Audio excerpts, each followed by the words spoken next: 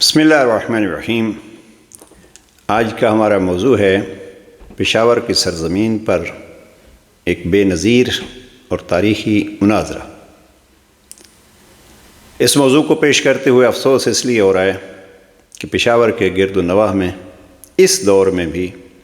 جب انسان کے لیے معلومات حاصل کرنا چند منٹس کی بلکہ سیکنڈز کی ضرورت ہے، اس دور میں بھی شیعیت کے خلاف کیا کچھ الزامات لگائے جا رہے ہیں اور کیا نعرے بازی ہو رہی ہے اور پھر کیا خون بہائے جا رہے ہیں اور جانیں لی جا رہی ہیں۔ ہم پارا چنار کے اس منظر کو نہیں پیش کرنا چاہتے،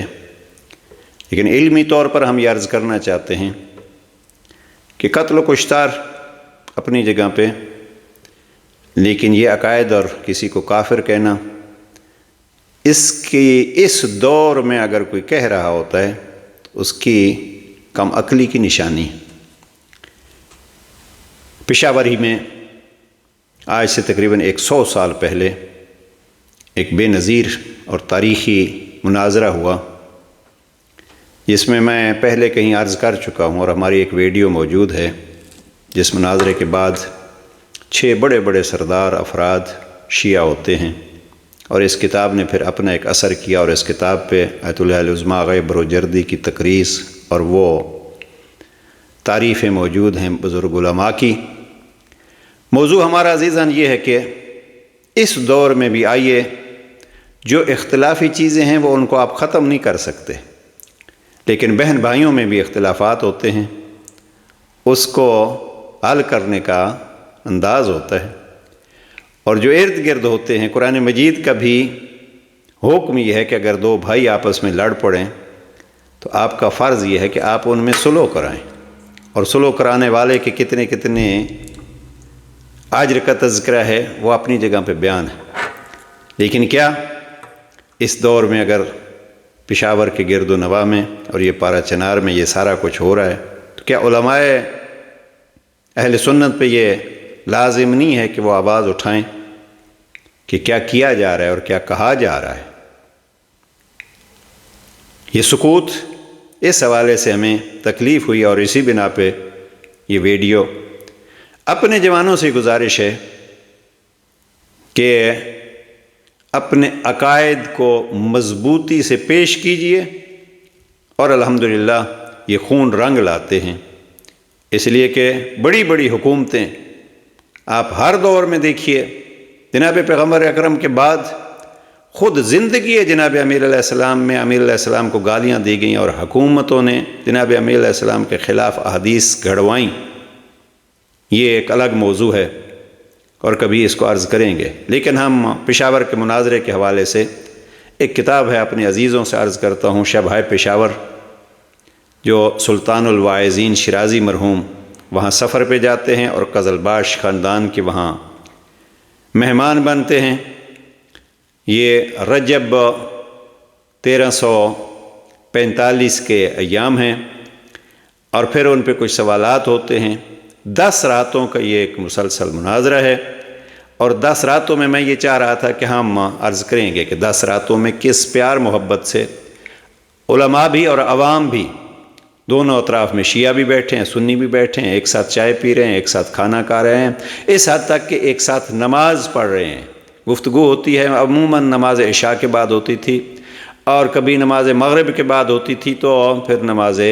عشاء ایک ساتھ پڑھتے تھے، اور کچھ مولانا صاحبان جاتے تھے اپنی مسجد میں، نماز پڑھائی اور پھر واپس آ گئے۔ اب یہ ایک سلسلہ تھا اس دور میں۔ عزیزاً،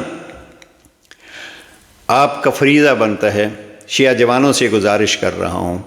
کہ ایک تو آپ اپنا دفاع وہاں کر رہے ہیں، اور الحمدللہ آپ تمام کتب کو دیکھیے کہ شیعہ کی طرف سے جو لکھی گئی ہیں وہ دفاع میں لکھی گئی ہیں، یعنی کسی نے شیعہ کے بارے میں کچھ لکھا اور وہ اس دور تک چل رہا ہے، الزامات اور اتہامات۔ تو اس کے لیے ایک بہترین کتاب ہے، اردو میں اس کا ترجمہ بارہا عرض کر چکا ہوں، اور وہ ہے خورشید خاور۔ انگلش میں بھی اس کا ترجمہ ہے، یہ چونکہ فارسی میں ہے تو عربی میں بھی اس کا ترجمہ موجود ہے۔ میں بالکل 2-3 منٹ آپ کے لے کے اس کا خلاصہ پیش کرنا چاہتا ہوں، پہلی 2-3 راتوں کا، مثلاً 10 راتوں کا یہ مناظرہ ہے، لوگ آتے ہیں پوچھتے ہیں، اور جن صاحبان کے ساتھ نشست ہوتی ہے پہلی رات کا پہلا سوال ذرا دیکھیے۔ جناب سلطان الواعظین شیرازی اپنا تعارف کراتے ہیں کہ میں سید شیرازی ہوں، تو پہلا سوال یہ ہوتا ہے کہ کچھ گفتگو ایسی ہوتی ہے کہ پھر سوال یہ ہوتا ہے آپ اولاد رسول کیسے ہیں، آپ کیسے کہہ سکتے ہیں کہ ہم اولاد رسول ہیں، آپ اپنا شجرہ پیش کیجئے۔ اور تو پھر پہلا سوال یہ ہوتا ہے کہ سادات اولاد رسول کیسے ہیں۔ اس کا انہوں نے بھرپور انداز میں، تفصیلی انداز میں جواب دیا، اور پھر سادات کے جو زحمات اور ان کے کرامات اور پھر جو تبلیغ دین کے لیے ان کی تکلیفات تھیں ان کو بھی پیش کیا ہے۔ اب ہم فقط عنوان پیش کر رہے ہیں کہ یہ ایک عنوان ہے شبہ پشاور کا پہلی رات کا، اور پھر شجرہ بھی انہوں نے اس کتاب میں لکھا ہے۔ دوسرا سوال نماز کا چونکہ وقت ہوتا ہے تو وہاں جمع بین الصلاتین، ظہر اور عصر آپ کٹھی کیوں پڑھتے ہیں اور مغرب اور عشاء کیوں کٹھی پڑھتے ہیں، اس پہ سوال ہوتا ہے، اور پہلی رات میں اس پہ پھر گفتگو ہوتی ہے۔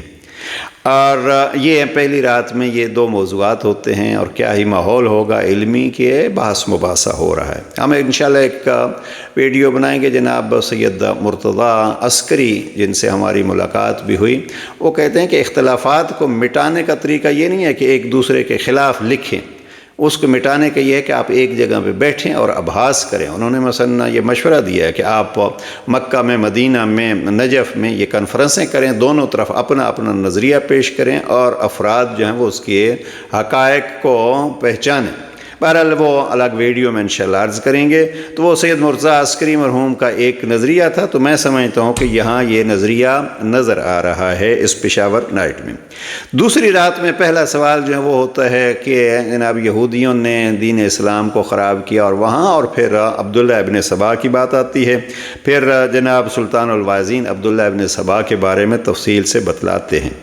اور اسی ضمن میں پھر بات آ جاتی ہے شیعہ کی، تو شیعہ کا معنی اور شیعہ کی حقیقت انہوں نے تفصیل سے پیش کی ہے۔ اور پھر آل کا معنی جب آتا ہے تو آل یہاں انہوں نے دو چیزیں بڑے تفصیل سے بیان کی ہیں کہ آل یاسین سے مراد آل محمد ہیں، اور آل محمد پہ نماز میں صلوات واجب ہے۔ صلوات کی عظمت اور صلوات کے وجوب کو انہوں نے بیان کیا۔ یہ دوسری رات کا وہاں ایک تذکرہ ہوتا ہے، پھر چائے چلتی ہے اور صبح تک بعض اوقات 7 گھنٹے 8 گھنٹے گفتگو ہوتی ہے۔ تیسری رات عقائد کی بحث آتی ہے، تو جناب سلطان الواعظین نے بڑی تفصیل سے عقائد زیدیہ، عقائد کسانیہ، عقائد غلات اور پھر عقائد شیعہ امامیہ اثنا عشریہ کو پیش کیا۔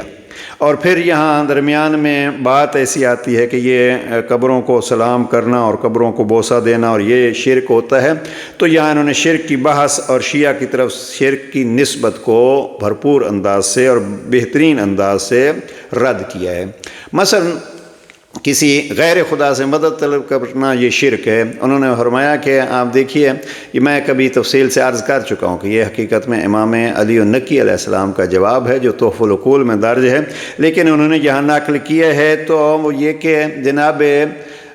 سلیمان اللہ کے نبی ہیں اور ان کو تخت بلقیس منگوانا ہے، تو اللہ کی قدرت اور اللہ کے علم پر بھروسہ کرتے ہوئے اللہ سے ان کو سوال کرنا چاہیے تھا کہ پروردگار میرے لیے تخت بلقیس لا دے، لیکن جناب سلیمان نے اللہ سے مانگنے کے بجائے کہا کون ہے اس محفل میں، اور وہ پھر جناب آصف ابن برخیا لے آتے ہیں۔ اب یہ جناب سلیمان کی مدد طلب کرنا جائیں، یہ کیا اس کی دلیل ہے؟ معاذ اللہ کہ یہ شرک ہے؟ نہیں، اللہ جب وسائل بناتا ہے تو ان وسائل کا استعمال شرک نہیں ہوتا۔ تو مخلوق سے ایک نبی جو ہیں وہ مدد طلب کر رہے ہیں۔ اور پھر انہوں نے آل محمد فیض کا وسیلہ ہیں، اس کو بیان کیا ہے، اور اسی تیسری رات میں حدیث ثقلین، حدیث سفینہ، اور پھر جیسے شرک کی بحث میں مزارات کو بوسہ دینا، اس کا تذکرہ کیا ہے۔ اور آخری بات جو اس تیسری رات کی ہوتی ہے وہ ہے خلافت معاویہ اور